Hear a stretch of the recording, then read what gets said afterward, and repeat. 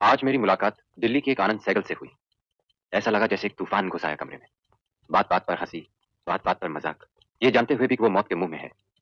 हैरान हूं कि वो मौत पर हंस रहा था या जिंदगी पर। मैं आपको चेक कर सकता हूँ? मुझे क्या हुआ? भाई अपना हाथ तो दीजिए। No chance. आपकी उम्र क्या? 30। 30। 100 में से 30 गए, कितने रह गए दोस्त? 70। 70। आपकी जिंदगी 70 साल से ज्यादा नहीं। आप कहना क्या चाहते हैं?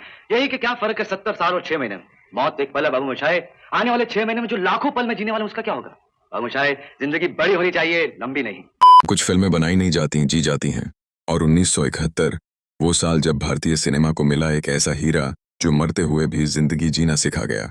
हिंदी सिनेमा की ऐसी ही एक जादुई फिल्म है जो मरने की कहानी सुनाती है पर हर बार देखने वाले को जीना सिखा जाती है। आनंद। इस टाइमलेस क्लासिक का निर्देशन किया था ऋषिकेश मुखर्जी ने, हिंदी सिनेमा के सबसे संवेदनशील कहानीकार। घबराइए नहीं, हमारे डॉक्टर साहब है ना, बिल्कुल जादूगर है। इनका हाथ लगते मरीज बिस्तर से उठकर क्रिकेट खेलने लगता है। आप तो लड़की हैं, आप बैडमिंटन खेलने लगे। राजेश खन्ना ने आनंद की ऐसी मुस्कान दी जिसने पूरे भारत को रुलाया, हंसाया और आज भी दिल में घर बसाया हुआ है। जी, आप स्कूल में पढ़ा थी? निमोनिया हुआ था आपको? जी हाँ। इलाज इसने किया था? जी। मुझे कैसे मालूम पड़ा? अरे इसी ने तो बताया था सब कुछ। बड़ा डरपोक है भाभी। आनंद, आप ये आनंद आनंद कहकर मुझे क्यों डांट रहे हैं? लड़की से प्यार करते हो, लड़की को बता नहीं सकते? हाँ, will you please shut up. और अमिताभ बच्चन तब नए थे, लेकिन आनंद के दोस्त डॉक्टर भास्कर बनर्जी बनकर अपनी अदाकारी की वो गहराई दिखाई जिसने उनका भविष्य तय कर दिया। पुलिस स्टेशन गया है? Police station? क्यों? पता नहीं, कहीं जा रहा था, मैंने पूछा तो जवाब मिला पुलिस स्टेशन जा रहा हूँ बाबू मोशाय, तुम्हारा वारंट निकलवाने। वारंट? कुछ नहीं भाभी, बात बात पर मजाक करना तो उसकी आदत है। सपोर्टिंग में हैं सुमिता सान्याल, रमेश देव, सीमा देव और एक पूरी टोली जो फिल्म को परिवार जैसा बनाती है। अगर ये मामूली है तो फिर इससे बेहतर के बाजार में कोई दूसरी हो तो बता दे दीजिए। हम बता सकते हैं, लेकिन तुम्हें वहां जाने की इजाजत नहीं दे सकते, इसलिए कि मैं वहां शर्मिंदा है कि हमने तुम्हारे ऐसे बेटे को जन्म दिया। अपनी गलती पर शर्मिंदा होना हर आदमी का फर्ज है। खामोश बदतमीज, हम तुझे जिंदा काट देंगे। जिंदगी और मौत ऊपर वाले के हाथ है जहां पना, उसे ना आप बदल सकते हैं और ना मैं। हम सब रंगमंच की कठपुतलियां हैं। कब, कौन, कैसे उठेगा कोई नहीं बता सकता। कहानी बहुत सरल है और शायद इसी में इसकी खूबसूरती छुपी है। मेरी फिक्र करने की कोई जरूरत नहीं है। अरे मुझे एक जोशी ने कहा था कि मैं 80 साल तक जीऊंगा, उस हिसाब से तो भी इंटरवल भी नहीं हुआ। आनंद एक ऐसा इंसान जिसे मौत पास बुला रही है, एक खतरनाक बीमारी, लेकिन उसकी हंसी, उसकी रोशनी, उसका जज्बा उस बीमारी से कई गुना बड़ा है। वहीं दूसरी तरफ है डॉक्टर भास्कर, एक गंभीर, व्यावहारिक, लगभग नकारात्मक सोच वाला डॉक्टर जो दुनिया की दुख भरी सच्चाइयों से परेशान है। ये फिल्म मरते हुए इंसान की कहानी नहीं है, ये उस इंसान की कहानी है जो थोड़े दिनों में सबकी जिंदगी बदल देता है। ऐसी खूबसूरत नहीं होती है बाबू मोशाय? हाँ होती है, मगर तुम्हें तो हमेशा हंसते देखा है ना, इसलिए। तो क्या हर हंसी के पीछे सिर्फ खुशी रहती है बाबू मोशाय? कभी कभी गम भी तो। आनंद, खुशी तो तुम सबके साथ बांटते हो, आज मेरे साथ थोड़ा सा अपना गम भी बांट लो। नहीं नहीं नहीं बाबू मोशाय, जरा इस मामले में थोड़ा सा सेल्फिश हूँ।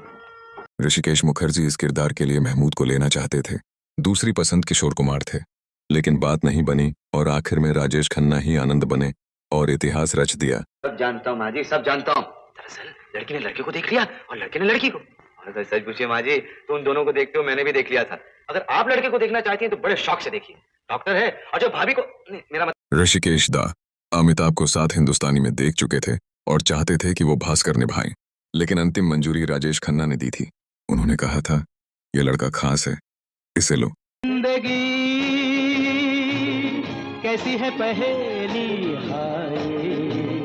मन्ना डे की आवाज में यह गीत समुद्र किनारे सुबह शाम के जीवन चक्र के भाव पर फिल्माया गया था। कभी तो हंसाए, कभी ये रुलाए। शूटिंग के दौरान राजेश खन्ना भावनाओं में इतने खो गए कि पूरा सेट कुछ पल के लिए बिल्कुल चुप हो गया था। एक दिन सपनों का राही चला जाए सपनों से आगे कहां। सलील चौधरी ने पूरा बीजीएम वायोलिन, पियानो और फ्लूट पर कंपोज कराया ताकि आनंद का हर दृश्य सीधा, पवित्र और आत्मा को छू लेने वाला लगे। हाँ गाना, ये ऑर्गन तो बड़ा सूट भूल गया होगा। ठीक है बाबू मोशाय, खाने और गाने में कोई नखरा नहीं करता। चलो उठो उठो, सीट खाली करो। ओ मैंने तेरे लिए ही 7 रंग के सपने चुने, जन्म जन्म से आंखें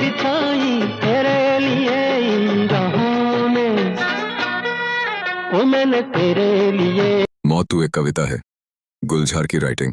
यह कविता गुलजार ने लिखी थी और अमिताभ ने जो इंटेंसिटी दी वह आज भी हिंदी सिनेमा की सबसे आइकॉनिक रिकटेशन में गिनी जाती है।